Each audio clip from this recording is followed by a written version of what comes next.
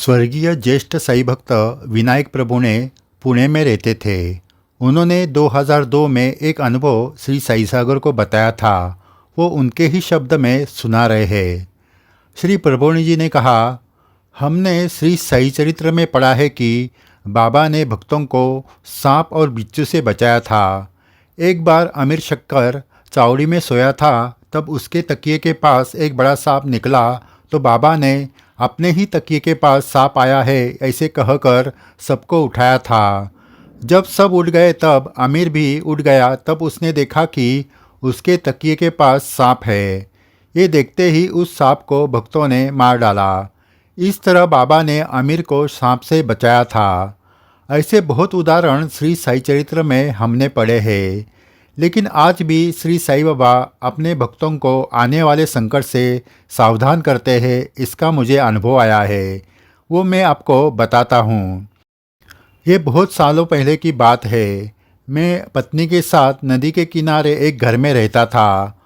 वो पक्का मकान नहीं था, दरवाज़ा लकड़ी का था। उसके नीचे बड़ा छेद था, लेकिन हमें कभी डर नहीं लगा। एक दिन सुबह उठकर मैं पेपर पढ़ रहा था। इतने में पत्नी चाय लेकर मेरे पास आ गई। वो किसी गहरी चिंता में लग रही थी। मैंने पूछा तो उसने कहा, मुझे सुबह एक सपना आया। उसमें मैंने देखा कि हमारे घर में सांप आया है। वो सांप तुम जहाँ सोए थे वहाँ आ गया था। आपकी नींद खुली नहीं, इसलिए मुझे डर लगा।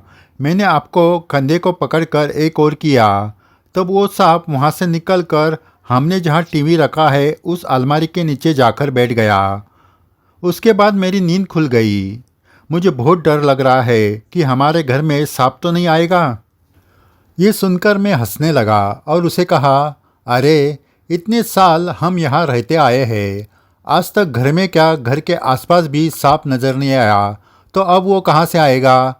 तू चिंता करती रहती है, इसलिए तुझे ऐसा सपना आया है। वो जाने दो, मुझे नहाने के लिए गर्म पानी निकाल कर रख। पत्नी कुछ नहीं बोली। थोड़ी देर बाद मैं नहाने चला गया। पत्नी रोज की तरह कमरा साफ करने लगी। झाड़ू लगाते लगाते वो टीवी के अलमारी के पास गई। अलमारी के नीचे से झाड़ू लगाने लगी तो उसे कुछ भारी भारी सा लगा। उसने फिर से अलमारी के नीचे से झाड़ू लगाया तो उसे अलमारी के नीचे कोई चीज़ है ऐसे लगा। अलमारी पे रखी कोई चीज़ पीछे से नीचे गिरी होगी, ये सोचकर उसने झुककर अलमारी के नीचे देखा और उसके होश उड़ गए, क्योंकि अलमारी के नीचे एक बड़ा सांप कुंडली मारकर बैठा था। पत्नी चिल्लाई। मैंने बाथरूम से पुकारा, क्या हुआ? पत्नी ने कहा, अलमारी के नीचे सांप है।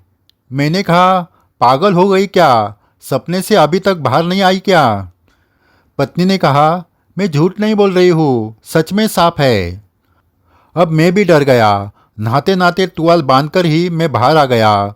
बाहर आते ही मैंने पूछा, कहाँ है सांप? पत्नी ने अलमारी की तरफ इशारा किया। मैंने झुककर देखा तो सच में एक बड़ा सांप आराम से नीचे बैठा था। मेरे तो पसीने छूट गए। उसको वहाँ से कैसे निकाले ये समझ में नहीं आ रहा था। मैंने साईं बाबा को प्रार्थना की। उस सांप को हाथ जोड़कर कहा, आप जैसे आए हो वैसे निकल जाओ, आपको जो चाहिए वो मैं देता हूँ। लेकिन वो वहाँ से हिला नहीं। आखिरकार बाबा का नाम लेकर एक बड़ी लाठी ली और उस सांप को अंदर से बाहर निकाला। वो एकदम शांत था। वैसे ही लाठी पर उठाकर उसे बाहर छोड़कर आ गया।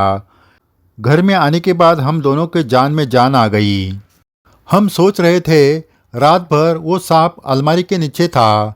हम दोनों तो रोज़ नीचे ज़मीन पर ही सोते हैं। दरवाजे के नीचे से वो सांप आकर हमारे पास से गुजर कर वो अलमारी के नीचे गया था। उस वक्त सोते हुए गलती से उस पर हाथ नहीं तो पाँव पड़ता तो हमें वो ज़रूर काट लेता। लेकिन श्री साईं बाबा ने ये होने नहीं दिया।